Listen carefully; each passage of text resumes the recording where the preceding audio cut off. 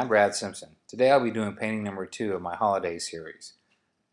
Each week from now through Christmas I'll be doing a different painting in the spirit of the Christmas holidays. Let's go ahead and start with the sky. Using 3 different blues, Calypso blue, bright blue, and real blue. I'm going to mix these with my 1.5 inch brush. Just work it right into the bristles and then start scribbling it in using heavy color. I'm using a heavy application here from the edge inward.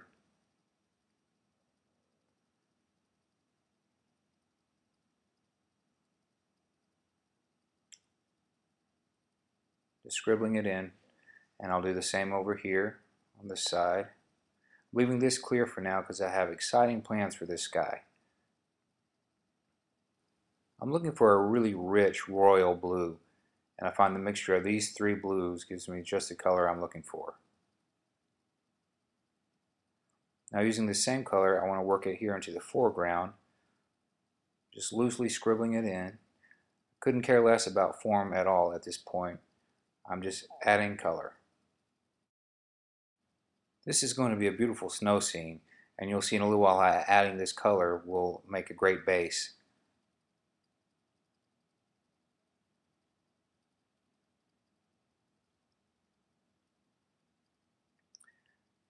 Now I take a damp cloth, this is just a paper towel, not real runny but enough just to get that color mixed well, and you'll see it just lightens that color into a beautiful soft blue.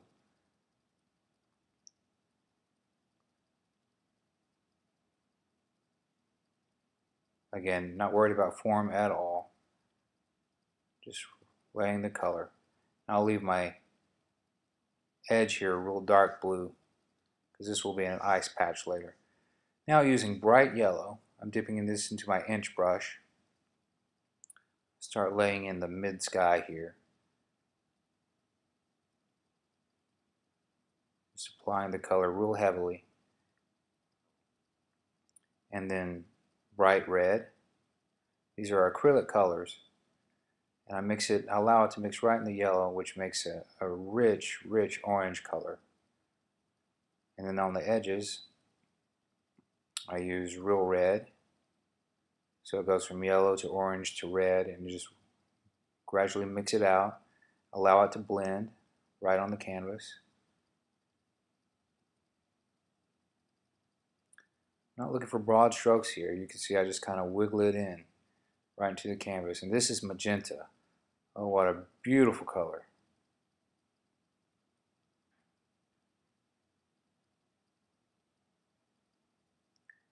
And using the same color with a fan brush, I just lay it here to give a loose indication of a frozen pond. And I'll come back in a little while and add greater detail to this. Since I have the color on my canvas, I'm laying magenta, red, and a little yellow. We'll clean up the details later. For now, I'm just laying color, getting a nice base color down. This is how I always work. A little magenta right on top of it.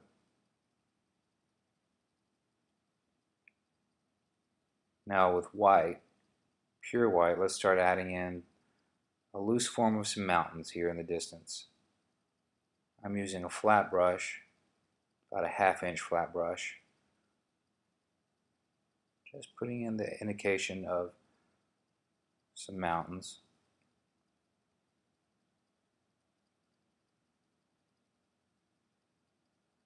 And I allow the background color of the sky to show through a little because it gives the indication of a little reflection in the snow. That's a real neat way to work. Now let's give this guy a kind of a small neighbor here. And then on this side, maybe a really large neighbor.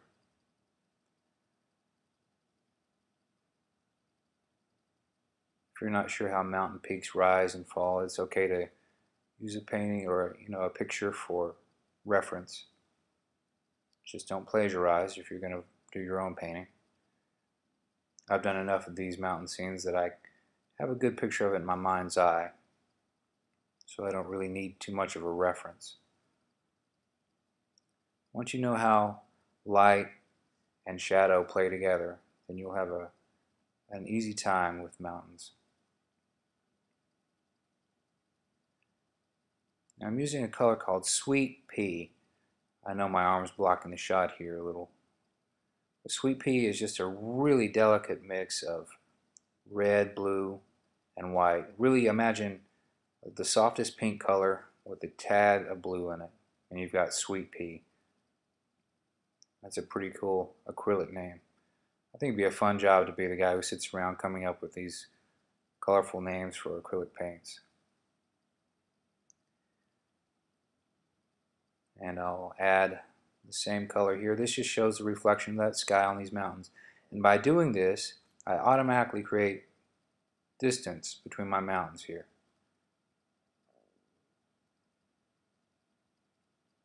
And just work it right into the canvas. Not broad strokes, just dabbing. Just working it in, letting it blend with the colors beneath. And as always, when we have light, we have shadow. So using real blue, just a very small amount on the brush, and without cleaning my brush, I go back into the back side of this mountain and lay the shadows. Just dab it in. And by applying heavier amounts in some areas, you give the illusion of deeper gullies and crags within the mountain.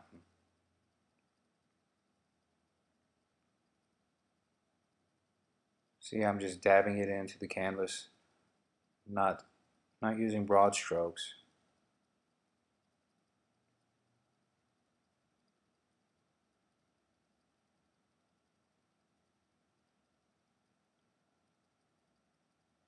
And do the same with this guy over here.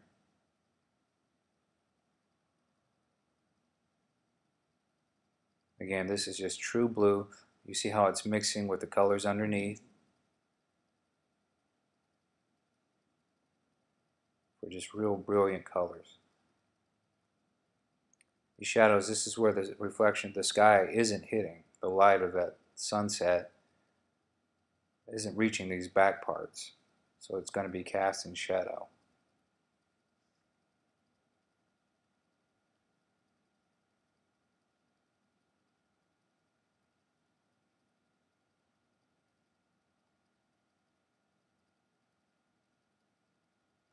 Now using a round brush, still with true blue or real blue, whatever you want to call it, I go in and start dabbing greater detail, giving the illusion of crags and projecting rocks, just little areas where the light of the sky isn't hitting it.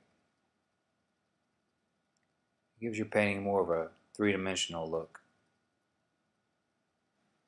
I'd like to thank you all for watching and subscribing and for following me in my holiday series. And I'd like to thank Jack Palance from Grand Rapids, Iowa, for buying my last painting, the very first in the series of holiday paintings. It's called Autumn Roads, and he sent me an email and said, "Hey Brad, I want that. Can you mail it to me?" And I did. I gave him a good deal on it because he's a subscriber.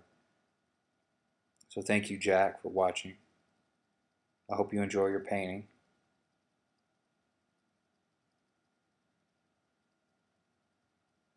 Merry Christmas to all you guys. So as you see on all these mountains, I'm just dabbing in the same effect, just light little taps, using very little paint on the brush. And I'll use the same with pure white. I'll go back in and put in a few little highlights here and there. The same method of just tapping the canvas.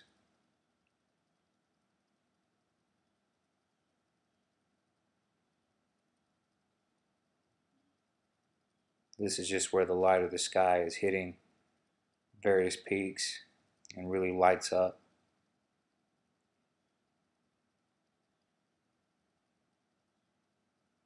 Alright, let's work on some of these slopes over here. This is a mixture of white and Sweet Pea. Now using broad strokes with a flat brush, I just lay in this color. It's a nice, beautiful pink color. And using a very fine brush and real blue, I'm going way back in the distance and adding a few cedar trees. Way back here.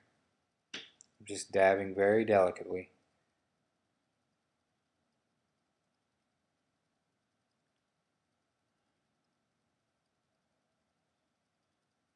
I'm just going to add a few back here to give my painting depth.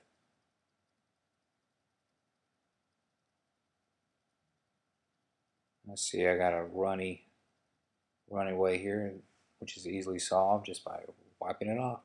And since it's blue, it blends right into the snow and just gives the illusion of shadow. It wouldn't work if it was green or red or any other color. Well, actually red could work because it's reflecting your sky up there.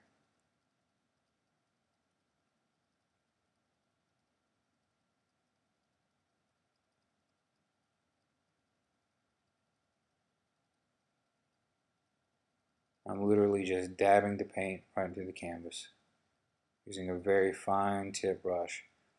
If you need to, if you're doing these little trees, just add a little water to the mix and it'll come right off your brush. Just not too much or you'll have a streak down your canvas like I did a minute ago.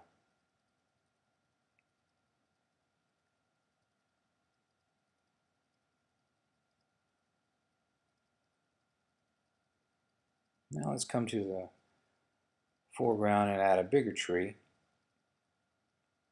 working from the top down. Since it's closer, obviously it's going to be much larger. And these are not Bob Ross style trees. Bob Ross was a master at his craft. He just used a fan brush and could drop in these trees in mere seconds. I'm still using a fine tip brush. I find that gives me a little more control and I can add just a few more details. I prefer giving my paintings just a slightly more realistic look, but without killing the fun of it.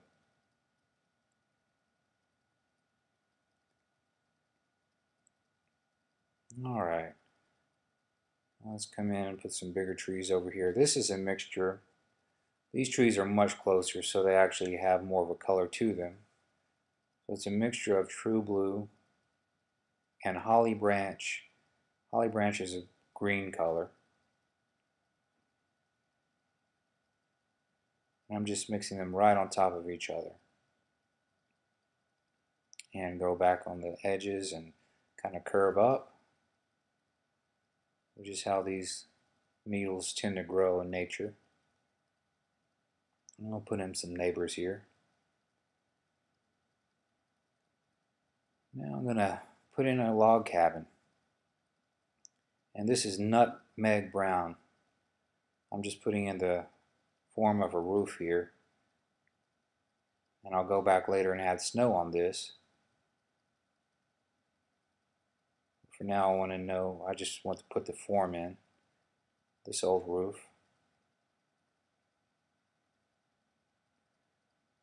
You might say, why on the earth would you go through the trouble of painting a roof if you're just going to paint right over it with snow in a little while? Well, two reasons. By putting in the form, it lets me know how my snow would actually lay.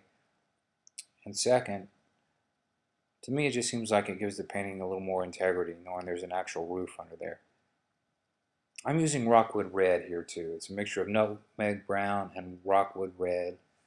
When you watch enough of my paintings, you'll know that I love rockwood red. I find a way to use it in all my paintings almost. Now let's add some greater detail. Putting in some shadow. I did this by just adding a little bit of black to the mix, that's all. Just a subtle amount of black. It just darkens it up. Now let's put in some old logs here. Again, this is just black added to a heavier degree with my nutmeg brown. So really for this cabin I'm just using three colors: nutmeg brown, rockwood red, and black.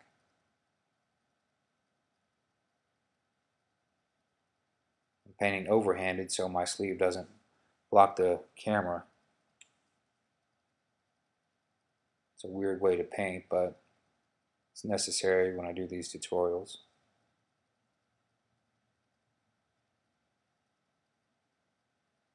And we'll do some vertical boards here too.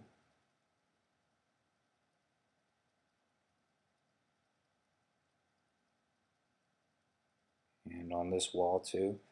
This whole wall's lost in shadow under the roof, so we don't have to worry too much with details here. I'll lay a shadow right here under the house, where the porch would be. And I'll put in a door here.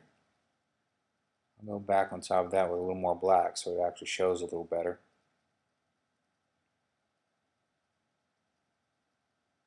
I'll dab in a window here.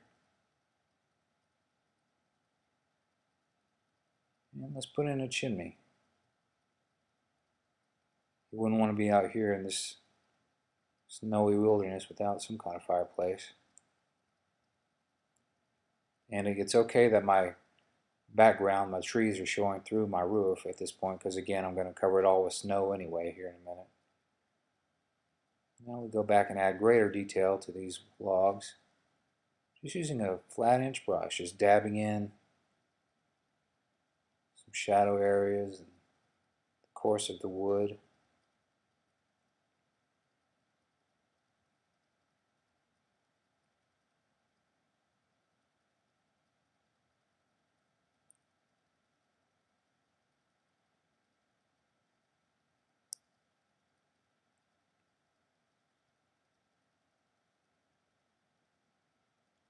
Now for the fun part.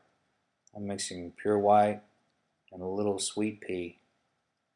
Still with a flat brush. This is a clean flat brush. Definitely don't use the same dirty brush with all the brown in it, or you'll get brown snow, and that's just not pretty.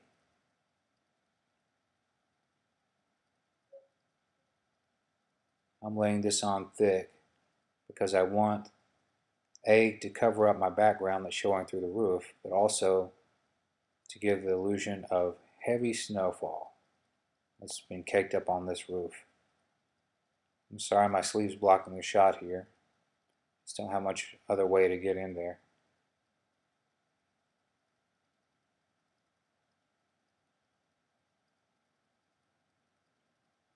I'll just follow the course of the wood here. Just lay the snow.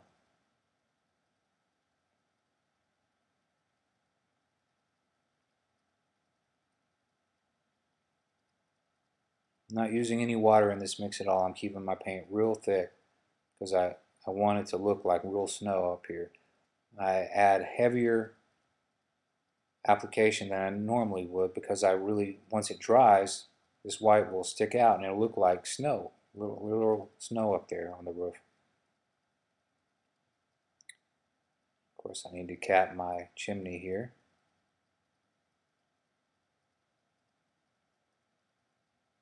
And I'll add a little more sweet pea to this mix because I want that sky reflected up here.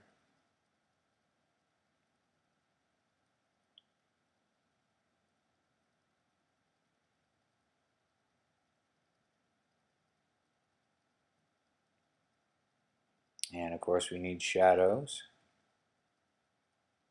So again with real blue, a very light mixture of it. Just go right on top of that wet paint and let it all mix together. And we've got automatic shadows. Now let's do some more slopes. Same mixture of white and sweet pea. And a 1-inch brush. Very little paint on my brush, just really working what I have in the bristles into the canvas. Just scrub it in.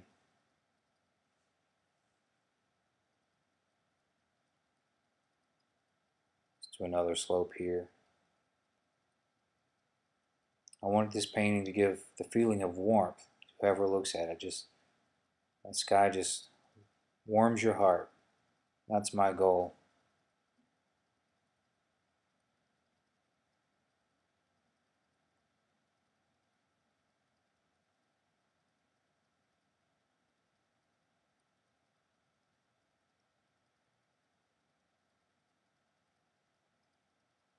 You can still see that original light blue when we first laid the sky in and I mixed it with the wet cloth down. You can see it shining through in the bottom. Showing through in the bottom, I should say. Add some true blue to this for the shadow area.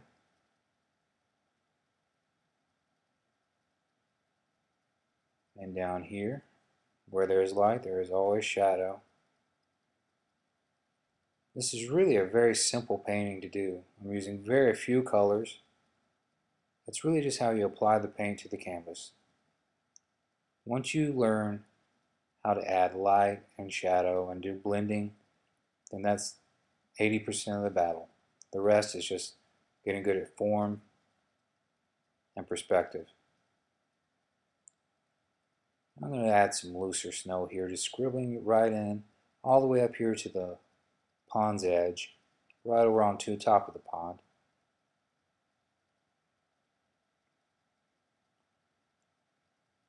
And my favorite tool of all, my fingers, my favorite blending tool.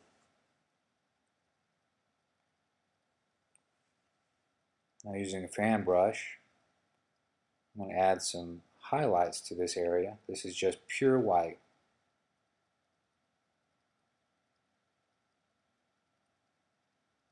Add this to the top of those slopes where the light of the sky is hitting it. And it really illuminates your painting.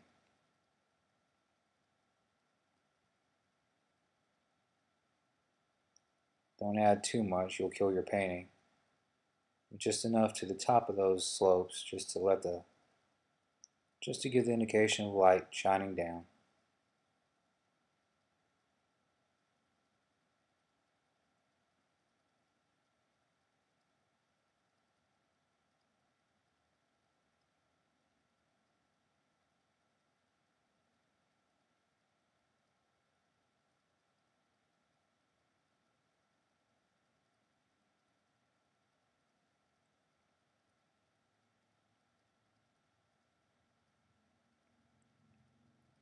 Still with my flat brush, I'm going to give this another work over here, just add some more snow drifts. This is real deep snow, so I'm just fluffing it right onto the canvas, showing these deep rifts. Now the fun part. Let's go back on top of this frozen pond and add some real color. This is a mixture of red with a little bit of white right on my flat brush, just putting in smooth, even strokes here and there. Again, it's easy to work a painting to death. Sometimes less is more. A guy asked me the other day what I do with all these paintings that I do for these videos, if I hang them on my wall in my house. The answer is no. I ran out of room in my own home a long time ago. I usually just sell these or give them away as gifts. In fact, if you'd like to own this painting, then I'd love for you to have it. For all my subscribers, I give a really good discount, just to show my appreciation for your viewership and your support. So if you'd like this painting, just send me an email. I'll include it in the description below and the video later. Just send me an email saying, hey Brad, I have a friend who would like this painting on his wall. I think this would make a good Christmas gift. Please send it to me, and I'll do so right before Christmas.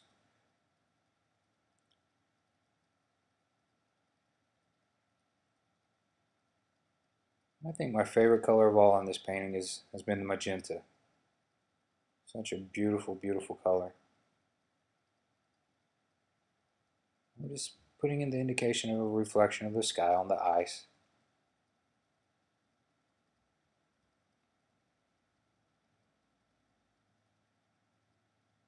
All this is just red, yellow, and magenta, right on top of that dark blue that we laid in at the beginning of the painting.